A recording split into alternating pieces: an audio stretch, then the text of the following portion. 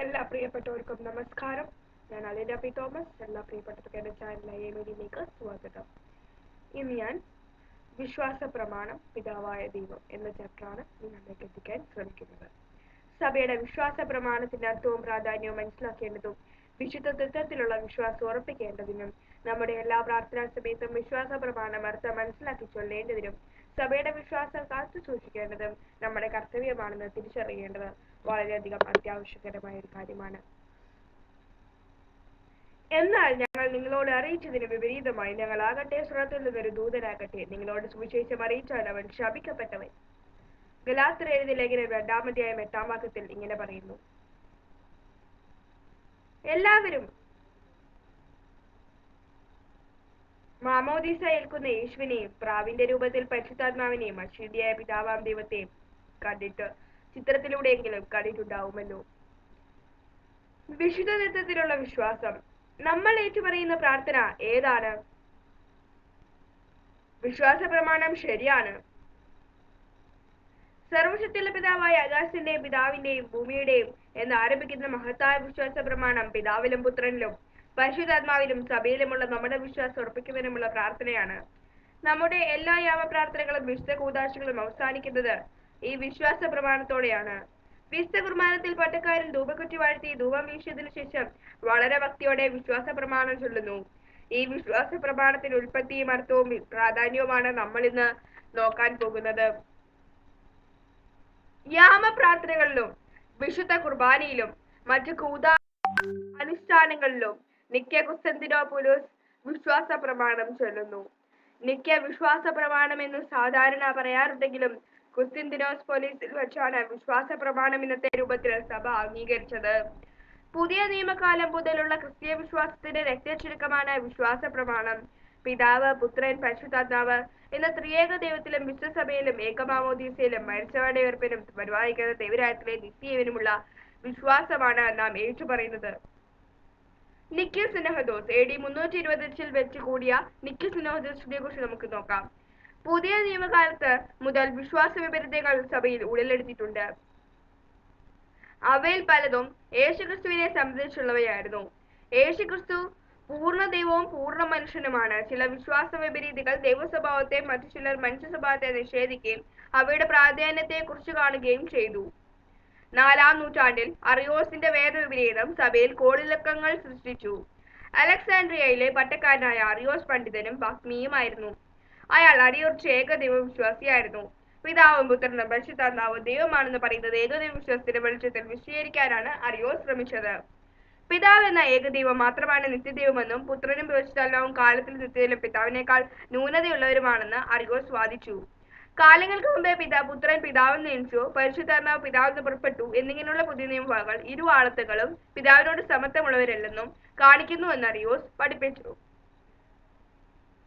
പുത്രൻ പിതാവിൽ നിന്ന് ജനിച്ചതാണെങ്കിൽ പുത്രൻ ആരംഭമുണ്ട്, പുത്രൻ ഇല്ലായിരുന്ന കാലം ഉണ്ടായിരുന്നു എന്ന് അറിയോസ് യുക്തി സമൂഹമായി തന്റെ ആശയങ്ങൾ പ്രദർശിപ്പിച്ചു. അറിയോസ് പക്ഷക്കാരും അയാളെ എതിർക്കുന്നവരും തമ്മിലുള്ള ഭിന്നത രൂക്ഷമായപ്പോൾ പ്രശ്ന പരിഹാരത്തിനായി കുസ്തന്തിനോസ് ചക്രവർത്തി AD 325 നിക്യായിൽ ഒരു പൊതു സിനഹദോസ് വിളിച്ചുകൂട്ടി. ഇന്നത്തെ തുർക്കിയുടെ തലസ്ഥാനമായ ഇസ്താംബൂളിന് അതിന്റെ പഴയ പേര് കോൺസ്റ്റന്റൈനോപ്പിൾ എന്നാണ്. സമീപമുള്ള ഒരു പട്ടണമായിരുന്നു നിക്യ. റോമൻ സാമ്രാജ്യത്തിലെ വിവിധ സ്ഥലങ്ങളിൽ നിന്നും 318 പിതാക്കന്മാർ സുന്നഹദോസിൽ സംബന്ധിച്ചു. അറിയോസിനെതിരെ സത്യവിശ്വാസത്തിന്റെ പ്രധാന വക്താവ് അലക്സാൻഡ്രിയയിലെ ബിഷപ്പായ അലക്സാണ്ടർ ഷമാഷൻ അത്തനാസിസ് ആയിരുന്നു. അത്തനാസിസ് പുത്രൻ പിതാവിനോട് ദൈവത്വത്തിലും നിത്യതയിലും സാരാംശത്തിലും സമനാണെന്ന് വാദിച്ചു. ഈ ആശയങ്ങൾ ഉൾക്കൊള്ളുന്ന ഹോമോ ഊസിയോസ് അത്തനാസിസ് മുൻകൈയെടുത്തു. അറിയോസിനോട് താല്പര്യമുള്ള വിഭാഗത്തിൽ തലവൻ നിക്കതോമിയിലെ ബിഷപ്പ് യൂസേബിയോസ് ആയിരുന്നു. സാരാംശത്തിൽ പിതാവിനെ പോലെയുള്ളവൻ എന്ന വാക്ക് ഉൾപ്പെടുത്തുവാൻ യൂസേബിയോസ് വാദിച്ചു. കാരണം അറിയോസ് പക്ഷക്കാരിൽ ഒരു വിഭാഗത്തിന് ഈ വാക്ക് സ്വീകാര്യമായിരുന്നു. പിതാവിനെ പോലെയുള്ളവൻ എന്ന് പറഞ്ഞാൽ സമനല്ലെന്നും അർത്ഥമാവാം. നിക്കായിൽ വെച്ച് വിശ്വാസ പ്രമാണത്തിന്റെ ആദ്യത്തെ 2 ഖണ്ഡികകൾ അംഗീകരിച്ചു, അതായത് പിതാവിനെ പറ്റിയും പുത്രനെ പറ്റിയുമുള്ളവ. നിക്യായിലെ പ്രധാന തർക്ക വിഷയം പുത്രന്റെ ദൈവത്വവും പിതാവിനോടുള്ള സമത്വവും ആയതിനാൽ പുത്രൻ ദൈവത്വത്തെക്കുറിച്ച് 2-ാം ഖണ്ഡികയിലാണ് ഏറ്റവും തർക്കമുള്ളത്. 1-ാമത്തെ ഖണ്ഡികയിൽ തൃത്വത്തിന്റെ പ്രഭവ കേന്ദ്രമായ പിതാവിനുള്ള വിശ്വാസം, അതായത് ഏകദൈവ വിശ്വാസം ഏറ്റുപറയുന്നു. സർവശക്തിയുള്ള പിതാവായി ആകാശത്തിന്റെയും ഭൂമിയുടെയും കാണപ്പെടുന്നതും കാണപ്പെടാത്തതുമായ സകലത്തിന്റെയും സൃഷ്ടാവായ സത്യേകദൈവത്തിൽ ഞങ്ങൾ വിശ്വസിക്കുന്നു. ദൃശ്യവും അദൃശ്യവുമായ സകലത്തിന്റെയും സൃഷ്ടാവായ ഏകദൈവത്തിനുമുള്ള വിശ്വാസം പ്രഖ്യാപിക്കുന്നത് വഴി ഏകദൈവ വിശ്വാസമാണ് സഭയുടേത് എന്ന് വ്യക്തമാക്കുന്നു. മൂന്ന് ആളത്വങ്ങളുടെ ഉത്ഭവ കേന്ദ്രം ഐക്യത്തിന്റെ അടിസ്ഥാനവും പിതാവാണ്. പിതാവ് എന്ന നാമം ഉച്ചരിക്കുന്നത് വഴി തൃത്വത്തിലെ മറ്റു ആളത്വങ്ങളെ പറ്റി വിശ്വാസ പ്രഖ്യാപനം നടക്കുന്നു. വിശ്വാസ പ്രമാണത്തിൽ പിതാവിനെ പറ്റി പിതാവ്, സൃഷ്ടാവ്, പ്രത്യേകദൈവം എന്നീ മൂന്ന് വിശേഷണങ്ങൾ മാത്രമേ പ്രയോഗിച്ചിട്ടുള്ളൂ. കാരണം പിതാവാം ദൈവം മനുഷ്യബുദ്ധിക്കും വാക്കുകൾക്കും അതീതനാണ്. എന്നാൽ പെന്തിക്കോസ്തേ പെരുന്നാളിന്റെ പ്രോമിയോൻ പോലുള്ള പ്രാർത്ഥനകളിൽ പിതാവിന്റെ കൂടുതൽ വിശേഷണങ്ങൾ ഉപയോഗിച്ചിട്ടുണ്ട്. സകല മാനുഷിക ബുദ്ധിക്കും വിചാരങ്ങൾക്കും ബോധങ്ങൾക്കും പറഞ്ഞ അതീതനായി സ്ഥിതി ചെയ്യുന്ന അദൃശ്യനായ കർത്താവിന് സ്തുതി. അവൻ സ്വയംഭൂവും സ്വയം അറിയുന്നവനും സ്വയം പര്യാപ്തനുമാകുന്നു. അവൻ ദൃശ്യങ്ങളും അദൃശ്യങ്ങളുമായ സകലത്തിന്റെ സൃഷ്ടാവും നിയന്ത്രവുമാകുന്നു. അനാദിത്വവും അപ്രയുമായ സ്വയംഭൂവാകുന്നു. അവൻ പിതാവ്, പുത്രൻ, പരിശുദ്ധാത്മാവ് എന്ന ഏക സ്വഭാവത്തോടും ഏക അധികാരത്തോടും ഏക മനസ്സോടുകൂടി സത്യദൈവമാകുന്നു. ഇപ്പോൾ കേട്ട പ്രാർത്ഥന പെന്തിക്കോസ്തേ പെരുന്നാളിലെ ഒന്നാം ശുശ്രൂഷയിലെ പ്രോമിയോനിൽ പറയുന്നതാണ്. ദൈവത്തെ സംബന്ധിച്ചിട്ടുള്ള ബുദ്ധിപരമായ അറിവ് നൽകുകയല്ല ഈ വിശേഷണങ്ങളുടെ ലക്ഷ്യം. ദൈവം നമ്മുടെ ചിന്തയ്ക്കും ബുദ്ധിക്കും അതീതനും അദൃശ്യനുമാണെന്ന് അവ സൂചിപ്പിക്കുന്നു. ദൈവത്തിന്റെ അദൃശ്യാവസ്ഥയ്ക്ക് ഔന്നത്യം മനസ്സിലാക്കി ദൈവത്തെ ആരാധിക്കുവാനുള്ള ആഹ്വാനമാണ് ഈ വിശേഷണങ്ങൾ നൽകുന്നത്.